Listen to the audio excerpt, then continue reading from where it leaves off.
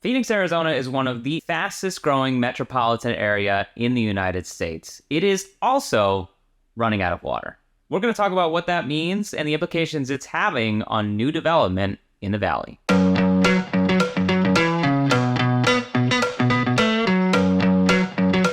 I'm Matt Thomas with Baird & Warner Real Estate. I help buyers, sellers, and investors every single day make the real estate decisions they need to make. And today we're talking about my hometown. You may or may not know that I grew up in Mesa, Arizona, and I'm very familiar with Maricopa County, the valley, and some of the expectations that come with living in a desert. Arizona has been running out of water since I lived there in the 90s and even the early 2000s.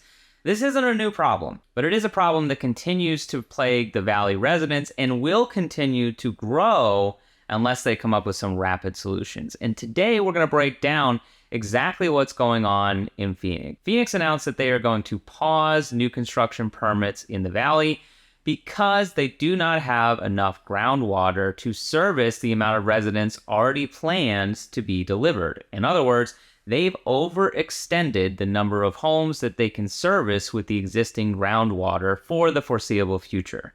I think when people first read this article, there's a lot of, oh my God, Arizona's out of water. Not quite. Arizona is evaluating their timetable on about a 100-year scale. So they're looking, if we build these homes, could we last the next 100 years with the existing groundwater that we have? And the answer is no.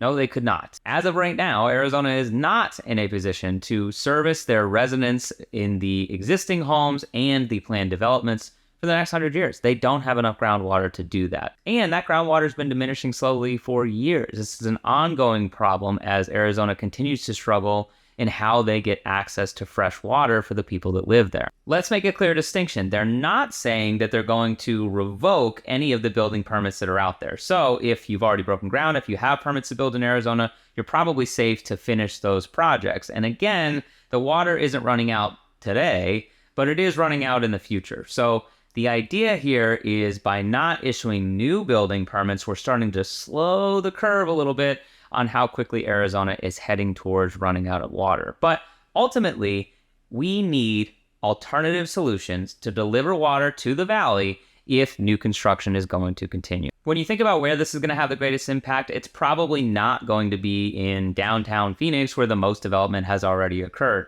People who are going to feel this the hardest are going to be the outskirts of town, areas of developing neighborhoods where permits were getting approved or they were excited about new permits and continuing to develop to build up the neighborhood. They're probably really going to take a hit for the foreseeable future if new permits aren't being approved.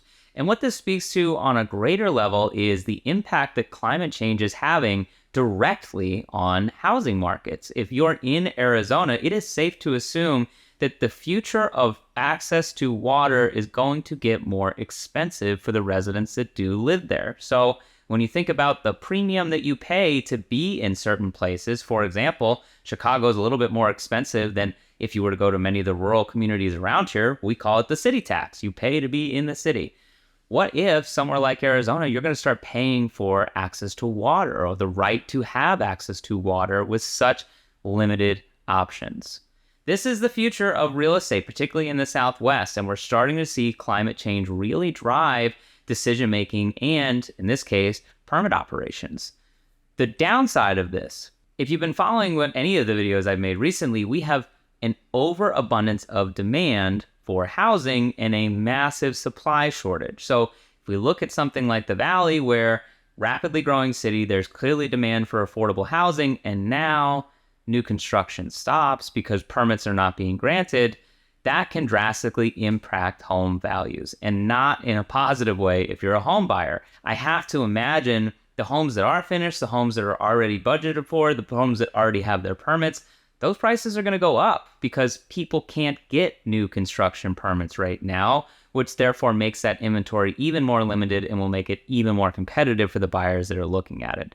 This is going to hit the bottom end of the market first, like many changes do. Developing neighborhoods, people striving for affordable housing, they're going to feel this first. And in communities that are impacted by something as basic as water to now feel a price squeeze, that can have significant impacts. This is a new wave of real estate reality. We're seeing climate change directly impact pricing, buyer decisions, and movement behaviors in the marketplace. This drought, not new. Arizona's been in, I think, a 23-year drought until this past year when they got a lot of rain. Most of my adult life, Arizona's been in a drought. Not a new problem for them to be out of water or running out of water. The new problem is the rapid growth and now lack of access to development to meet that growth mixed in with the natural resources that are already limited.